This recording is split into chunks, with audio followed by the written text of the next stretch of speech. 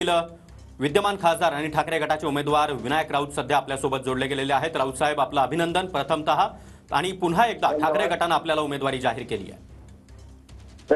धन्यवाद।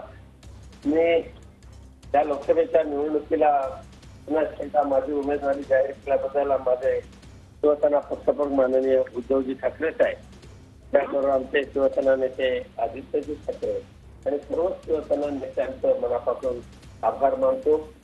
आज कोकणची जनता त्या कोकणवासियांची सेवा करण्याची संधी हिंदू हृदय सम्राट बाळासाहेब ठाकरे यांच्या आशीर्वादाने मला 10 वर्षापूर्वी प्राप्त झाली आणि अत्यंत प्रामाणिकपणे कोकणवासियांची मान इशारे राहून एक खासदारकीच्या रूपातून कोकणची सेवा आणि कोकणचा सर्वांगीण विकास करण्याचा प्रयत्न हे प्रामाणिकपणे करत आलेलो आहे।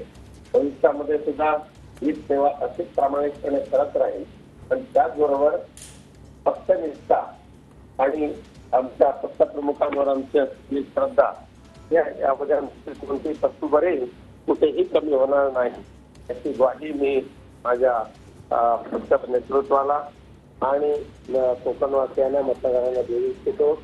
कोकणवासियांना मतदारांना एकच नम्र विनंती करतो, आजपर्यंत जसं प्रेम तुम्ही आम्हाला दिलं, माया दिली, सांभाळून चालण्याचा आशीर्वाद दिला, अगदी तसाच आशीर्वाद, हेच प्रेम असंच कायम राहावं ही इच्छा या ठिकाणी व्यक्त करतो आणि मतदार सुद्धा मोठ्या मताधिक्याने मला निवडून देतील त्यामध्ये कोणतीही शंका नाही।